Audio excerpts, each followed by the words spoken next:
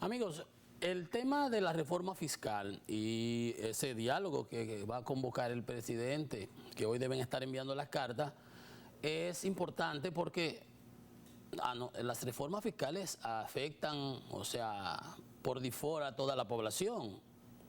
Al que paga los impuestos, al que paga los impuestos indirectos, al que, bueno, todo. Y si el Estado no tiene recursos, pues tampoco te beneficias de los bienes y de los servicios que pueda brindar o que debe brindar.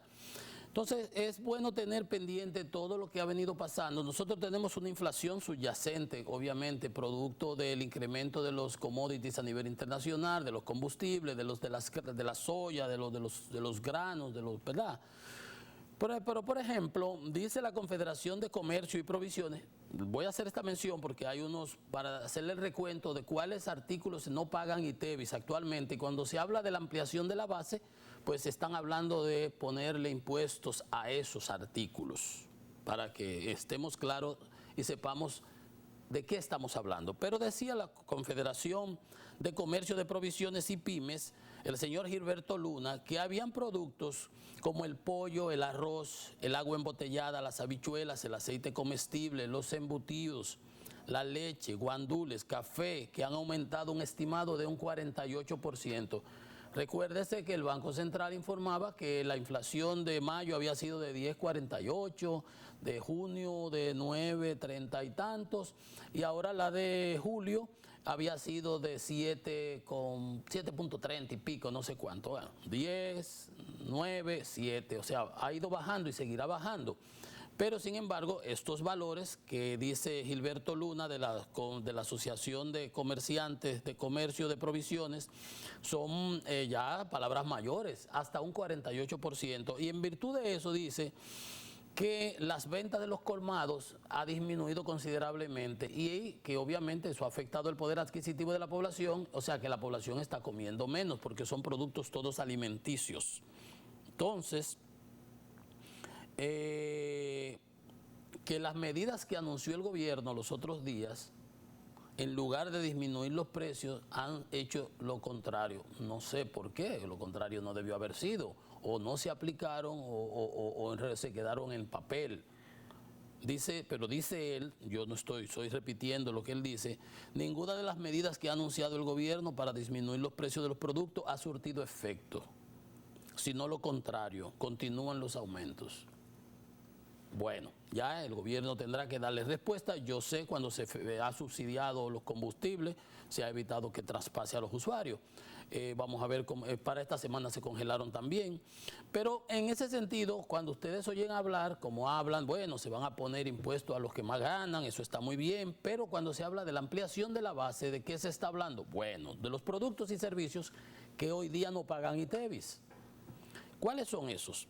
Bueno, los alimentos de las canastas básicas, dice, según Seara Hatton, serán protegidos y esta posible bajen del 18 a, no sé, antes era 12, se subieron a 18.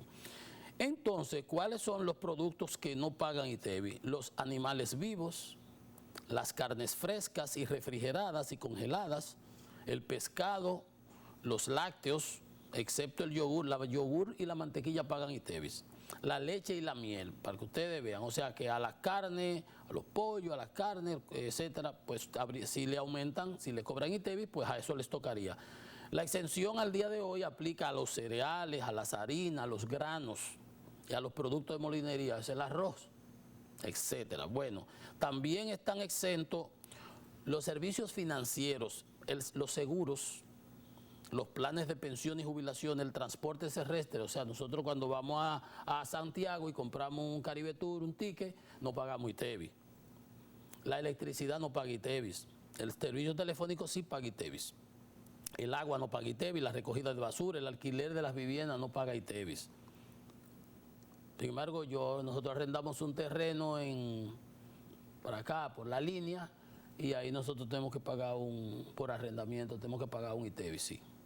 La salud no paga ITEVIS, los servicios educativos y culturales, los servicios de funeraria no pagan ITEVIS, los salones de belleza y la peluquería, ya usted sabe. Si le ponen ITEVIS a todo este tipo de artículos, Eso obviamente va a encarecer los precios de esos servicios y va a disminuir el poder adquisitivo de los consumidores. Pero eso es lo que se ha venido hablando cuando se habla de eliminar las exenciones, de ampliar la base, es cobrarle a estos servicios que hoy día no lo pagan. Es así, no hay de otra. Ahora, ¿qué es lo que pasa? Bueno, el presupuesto del 2022 tiene un hoyo que va de 4.3 hasta el 6% del Producto Interno Bruto, que habría que para financiar aproximadamente el 18% de los gastos del Producto Interno Bruto Nacional. Recuérdense que la presión tributaria es alrededor de 12%. Entonces, a ese 4, entre 4 y 6%, que varía en función de si business as usual, como se dice, si seguimos haciendo las cosas como las estamos haciendo y no tomamos ninguna previsión, o si tomamos las medidas que implica la reforma fiscal, los correctivos, la eficientización del gasto, la reducción en las obras prioritarias, etcétera, etcétera. Entonces nosotros tendríamos que gastar, o los gastos previstos son de 862 mil millones, que es un 18% de los 1.060 millones que tenemos en este presupuesto de gastos, de ingresos y gastos públicos de este año 2022, ¿verdad? Para el próximo año. Entonces el nivel de gasto debiera contemplar gastos en infraestructura, porque esa es una de las falencias que tiene el gobierno. Entonces, un escenario que no contempla gastos dejaría un déficit, el business as usual, como decimos en economía y en finanzas, se generaría un déficit de 6.1% del Producto Interno Bruto, ascendente a 341 mil millones de pesos, si no hacemos nada. Ahora, si se tomaran previsiones, si se hicieran las cosas que hay que hacer o recomendadas, ese déficit podría bajar a un 4,3% del producto, que habría que salir a buscar recursos para financiar esa porción. Pero estamos hablando de 243 mil millones de pesos. Entonces, y a contar que en el servicio de la deuda tenemos 93 mil millones que tenemos que buscar para amortizar todos esos compromisos, para cumplir con esos pagos que tenemos. Entonces, ya ustedes saben cuáles son las alternativas que tiene el gobierno. O no hace nada y se mete en 6% del producto, o ejecuta las cosas prioritarias para bajar, por ejemplo, en ese tercer escenario, que implicaría una modificación del sistema tributario, no solamente eficientizar el gasto, pero la expansión de la base tributaria, lo que estamos hablando, ponerle ITEVIS a los que no pagan hoy. También controlar la evasión, tratar de controlar la evasión, tanto del ITEVIS como del impuesto sobre la renta. Y incrementar la participación de los impuestos directos en la recaudación total. O sea, el impuesto sobre la renta directo a las empresas, a las personas físicas. Entonces, recuérdese que se bajó a las corporaciones grandes, el G7, los G20, a nivel internacional un 15%. Eso unifica esa tasa y evitará que las empresas se vayan a los sitios en donde menos tributen. Y todo el mundo va a tributar justamente donde produzca, donde tenga los ingresos, donde tenga sus beneficios.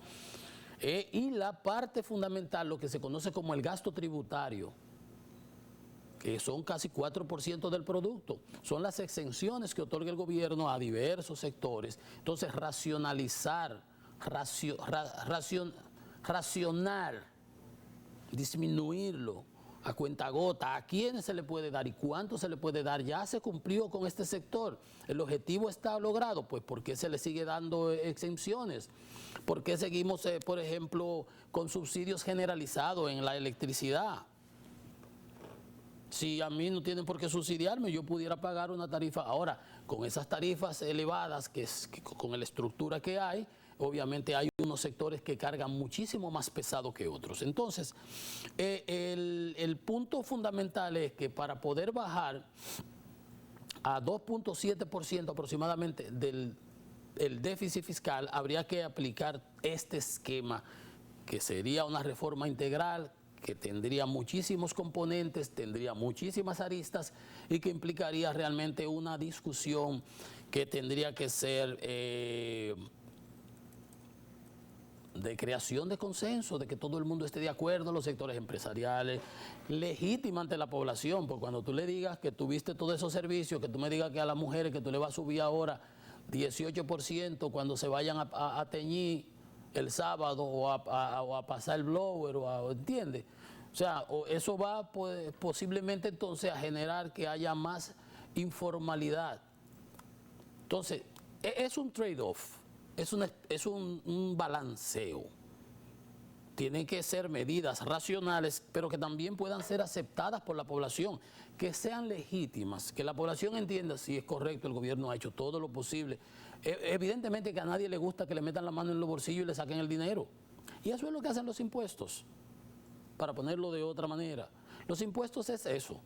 Cuando a ti te ponen impuestos, te disminuye el ingreso disponible, lo que tú tienes para tus gastos de otra índole.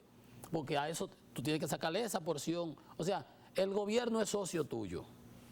Cuando yo me gano 100 pesos, el gobierno es socio mío porque 27%, 27 pesos se queda el gobierno con ellos. Cuando yo compro un caramelo por ahí, el gobierno tengo que pagar 18%. El gobierno es socio mío. Yo le estoy pagando, yo soy que cargo con el gobierno. O sea, el gobierno es nuestro socio, el gobierno es nuestro mantenido. Y si nosotros no pagamos impuestos, pues el gobierno se va de bruces. Si se va de bruces, se va de bruces la sociedad y fracasamos. Entonces, obviamente, no es así. No es eso lo que estamos buscando, no es eso lo que queremos. Entonces, hay que tener conciencia de ese tipo de cosas. Indiscutiblemente, habrá que sentarse a discutir porque no tenemos de otra. Y el otro punto es, nosotros en finanzas conocemos de una frase que dice, el no tomar decisiones ya de por sí es una posición. Ya de por sí es una posición. El no hacer nada, como estamos, como yo decía, business as usual, es 6% del producto. Si no hacemos nada, con un hoyo así, con un déficit así, tenemos que darle y buscar prestado y cuando viene un momento, la cosa explota y entonces hay que hacer los ajustes, hay que hacer las medidas por ya presión, porque no se aguanta, porque la cosa explotó, como le pasó a Grecia, como le pasó a España, como le pasó a Italia, como le ha pasado a muchísimos países, como pasó por acá en otras ocasiones, en otras épocas, afortunadamente superadas, porque no hay magia. No hay magia, los presupuestos se cuadran o se cuadran. O se cuadran o ellos mismos se cuadran. Porque cuando esos bonos, mira Venezuela, cuando volvamos vamos a conocer de la transacción que el gobierno adquirió el 49% de las acciones que tenía PDVSA mediante un esquema de canje de deuda privada que tenía Venezuela, no nosotros, y entonces miren cómo está, que no puede pagar ni siquiera los bonos. PDVSA, que era una empresa AAA prácticamente, no sé cuántos tenía, triple B o investment grade, como conocemos en finanzas, en el suelo, destruida totalmente. A eso ha llevado el socialismo, esa locura de Maduro y compañía, a ese país. Y la emigración, y aquí lleno de venezolanos, y Ecuador, y Brasil, y los pobres venezolanos, nuestros hermanos. Y hay que acogerlos, como nos acogían ellos a nosotros en los 70, y cuando Duarte. Pero miren, un país rico, ese sí es un país rico. Sidor, que es la siderúrgica del Orinoco. Óyeme, ahí hay acero, hay aluminio, hay petróleo, hay gas, hay de todo. Óyeme, en el suelo, como tiene ese grupo de gente, ese país. Esto es economía de mercado, queridos amigos. Hacemos una pausa, venimos en breve.